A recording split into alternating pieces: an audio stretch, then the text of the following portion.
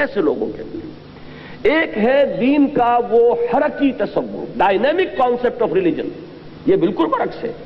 وہ تو یہ ہے کہ بندہ مومن کی زندگی کا مقصد ہے دین کا غلبہ، اسلامی انقلاب، اللہ کے دین کو سربلند کرنا، باطل کے نظام کو جڑوں سے اکھیڑ پھینکنا۔ جیسے کہ آپ سمجھتے ہیں کہ کسی بھی انقلابی کارکن کا ایک انداز ہوتا ہے۔ آج کے دور میں آپ کو انقلابیت زیادہ نظر آتی ہے کمیونسٹوں کے اندر۔ وہ سمجھتے ہیں کہ یہ نظام استحصالی نظام ہے، یہ ظالمانہ نظام ہے، اس نظام کو بے قبول سے اکھیڑ کر پھینکنا یہ میرا مقصد زندگی ہے۔ لہذا ایسا شخص وہ اپنی منیمم صلاحیتیں، اپنے منیمم اوقات صرف کرے گا دنیا کے لیے، اپنی معاش کے لیے، اس لیے کہ زندگی کا سلسلہ تو برقرار رکھنا ہے، آخر 2 وقت کی روٹی تو چاہیے، اس کے بغیر تو یہ کہ زندگی کا تسلسل قائم نہیں رہتا۔ لیکن یہ سب کچھ ہوگا زندگی کے لیے، اور زندگی ہوگی صرف اپنے مقصد کے لیے کہ اس انقلاب کو برپا کرنے کے لیے زیادہ سے زیادہ توانائیاں صرف ہو، زیادہ سے زیادہ قوتیں اس میں کھپیں۔ بالکل اسی طرح ایک تصور ہے مذہب کا، وہ اسٹیٹک کانسیپٹ، ایک ہے یہ ڈائنامک کانسیپٹ کہ میری زندگی کا مقصد تیرے دین کی سرفرازی، میں اسی لیے مسلمان، میں اسی لیے نمازی۔ اقامت دین ان کی زندگی کا مقصد بن گیا ہو، غلبہ دین ان کی زندگی کا مقصد ہو، ان کی بیشتر اور بہتر توانائیاں صرف ہو رہی ہوں اللہ تعالیٰ کے دین کے پھیلانے اور اللہ کے دین کو سربلند کرنے میں۔ اب اس کے ساتھ ان کی ظاہر بات ہے کوئی نہ کوئی معاشی جد و جہد بھی ہے۔ ابو بکر صدیق رضی اللہ تعالی عنہ اپنا کچھ نہ کچھ کاروبار مکے میں بھی کرتے رہے، اگرچہ وہ کاروبار سکڑتا چلا گیا، مدینے میں بھی آ کر انہوں نے کچھ نہ کچھ کاروبار کیا، لیکن یہ ہے کہ ان کی زندگی میں یہ صرف ایک ضمنی شے تھی، یہ صرف ایک سائیڈ ایشو سمجھ لیجئے اس کو، یہ ثانوی مسئلہ تھا۔ اصل توانائیاں، اصل قوتیں، تمام اوقات، بیشتر اور بہتر اوقات اور بیشتر اور بہتر توانائیاں صرف ہو رہی تھی دین کی اقامت اور غلبہ دین کی جد و جہد میں۔ جو لوگ اس کشمکش میں مبتلا ہی نہیں، ان کے لیے یہ ساری باتیں بالکل بے تعلق ہوں گی۔ جو شخص اس کشمکش میں مبتلا ہے اسے ان میں سے ایک ایک لفظ کے اندر معلوم ہوگا کہ میرے لیے ہدایت اور رہنمائی کے کتنے بڑے بڑے موتی ہیں، میرے لیے دریا کوزے میں بند کر دیا گیا ہے۔ لیکن یہ ہے کہ ان لوگوں کے لیے یہ ساری چیز بے معنی ہے، یہ صرف اگلوں کی کہانیوں کی طرح انہیں نظر آئے گا کہ یہ تو اساطیر الاولین ہے، بس اس وقت کی بات تھی، اب تو ہماری یہ کیفیت نہیں ہے۔ لیکن جو شخص بھی اس وقت بھی اس جد و جہد میں مبتلا ہو جائے گا اور اس کو وہ سارے مسائل درپیش ہوں گے، اس کے اپنے گھر والے کہیں گے کہ اس کی مت ماری گئی ہے، پاگل ہو گیا ہے، فینیٹک ہے، اسے اپنے مستقبل کی فکر نہیں ہے، اسے اپنے بال بچوں کی فکر نہیں ہے، اسے اپنی جو بچیاں ہیں ان کے مستقبل کا فکر نہیں ہے، ان کے ہاتھ پیلے کر دیں اسے کچھ خیال ہی نہیں ہے۔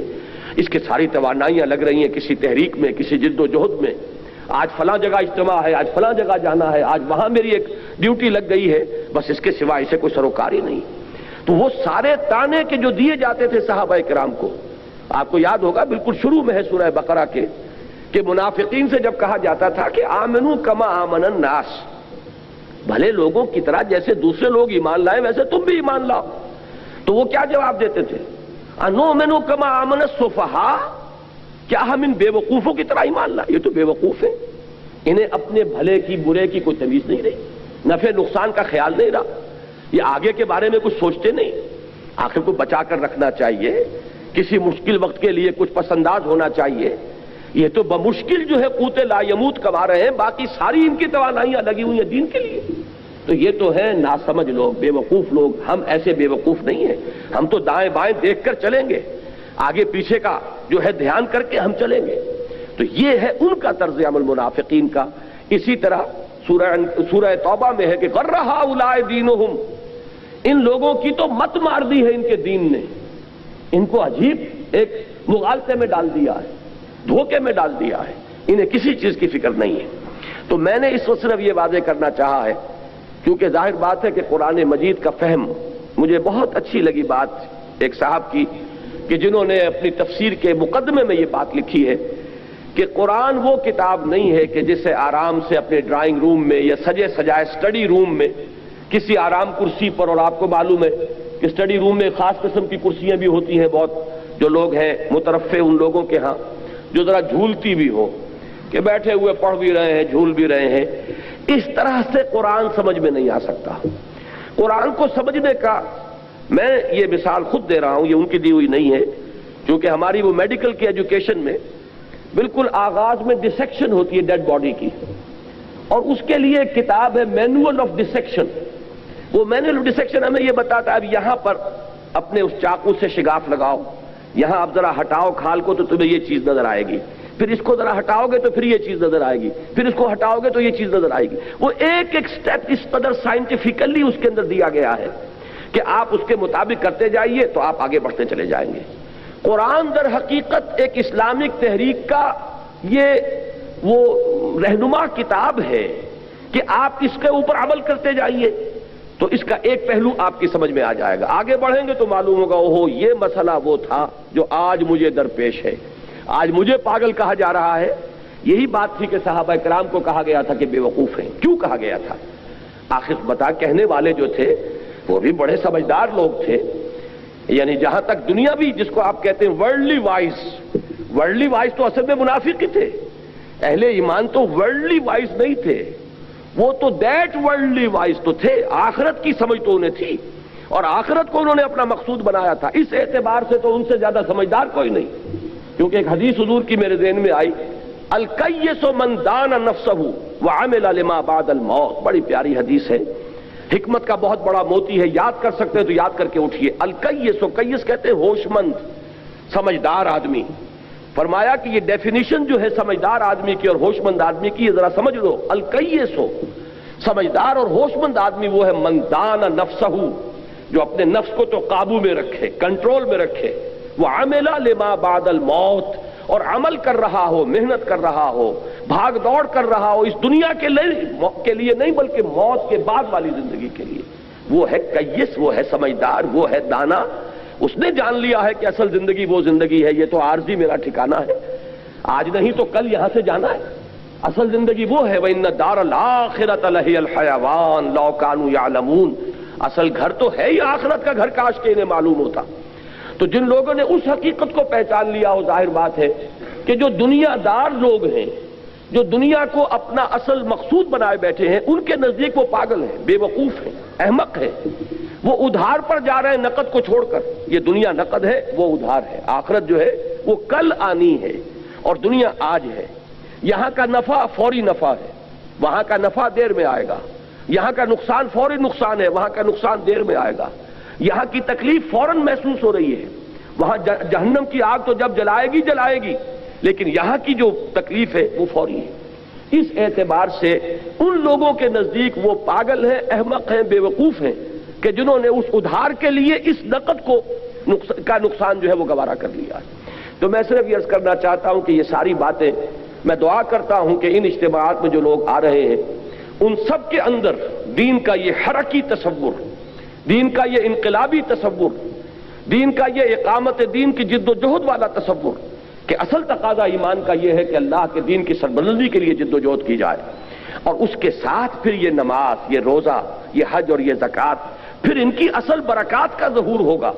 اس لیے کہ یہ چیزیں اصل میں ذریعہ بنتی ہیں مومن کے اندر وہ صبر اور ثبات پیدا کرنے کے لیے کہ جو میدان میں ضروری ہے وہ قوت مقاومت پیدا ہوگی ان چیزوں کے ذریعے سے. پھر ان چیزوں کے اندر معنی نظر آئیں گے، ورنہ نماز ایک ریچول بن کر رہ جائے گا. رہ گئی رسم اذاں روح بلالی نہ رہی، اور فلسفہ رہ گیا تلقین غزالی نہ رہی. وہ ایک رسم بن کر رہ جائے گی.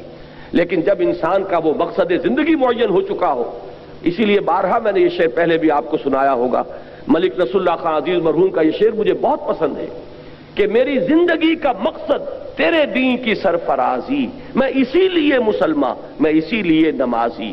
یہ نماز جو ہے اب دیکھیے سورہ بقرہ میں آتا ہے وَاسْتَعِینُوا بِالصَّبْرِ وَالصَّلَاةِ، مدد حاصل کرو صبر اور نماز سے. نماز گویا کہ جو شخص اس میدان میں ہے، جو اس جد و جہد میں ہے، جسے ہر وقت ایک چومکھی جنگ لڑنی پڑ رہی ہے، اس کو معلوم ہے کہ نماز کتنا بڑا سہارا ہے، یہ نماز کتنی قوت انسان کو دیتی ہے. لیکن جو اس جد و جہد میں ہے ہی نہیں، جو اس میدان میں اترا ہی نہیں، جو صرف دین کے اسٹیٹک کانسیپٹ کے اوپر مطمئن ہو کر بیٹھا ہوا ہے، جو اپنی انفرادی عبادت گزاری اور انفرادی دینداری جو ہے اس کے دائرے سے باہر قدم ہی نہیں رکھ رہا، تو اسے تو مسئلہ ہی درپیش نہیں. اس کے لیے پھر نماز ایک عبادت بن کر رہ جائے گی صرف، اور ہوتے ہوتے وہ صرف عبادت سے بھی بے نکل جائے گی. یہ شاہ ولی اللہ دہلوی رحمۃ اللہ علیہ کا قول ہے، میں جو آپ کو سنا رہا ہوں. ہوتے ہوتے عبادت بھی نہیں رہے گی، عادت بن جائے گی، وہ محض ایک روٹین ہوگا اس کا، اور اس کے سوا اس کی کوئی حیثیت نہیں ہے۔ تو یہ ہے ذرا اللہ تعالیٰ آپ میں سے ہر ایک کو، مجھے اقبال کا وہ شعر یاد آ رہا ہے کہ خدا تجھے کسی طوفان سے آشنا کر دے کہ تیرے بحر کی موجوں میں اضطراب نہیں۔ وہ طوفان جو ہے کہ انسان کے اندر اقامت دین کا جذبہ جو ہے وہ ایک لاوے کے مانند اندر پکڑا ہو، اور وہ یہ طے کر لے کہ ان صلاتی و نسکی و محیایا و مماتی للہ رب العالمین، میری نماز، میری قربانی، میری زندگی، میری موت سب کے سب اللہ کے لیے۔ تو یہ زندگی جب اللہ کے لیے ہو جاتی ہے کہ اس کا اصل مصرف ہے تیرے دین کا غلبہ، تیرے دین کی سربلندی کی جد و جہد، اس کے لیے یہ ہے کہ انسان اس دنیا میں رہنے کے لیے کوئی نہ کوئی معاش کا ذریعہ، کوئی وسیلہ اگر اختیار کرتا ہے تو وہ ثانوی شے بن جائے گی۔ اللہ تعالی ہم سب کو اس عزم سے ہمارے سینوں کو بھر دے۔ تو اگر آپ ذرا اس کیفیت کو طاری کر لیں اپنے اوپر، چاہے ابھی وہ آرٹیفیشلی طاری کریں آپ، تب آپ کو ان آیات کے معانی سمجھ میں آئیں گے جو اب ہم پڑھنے والے ہیں۔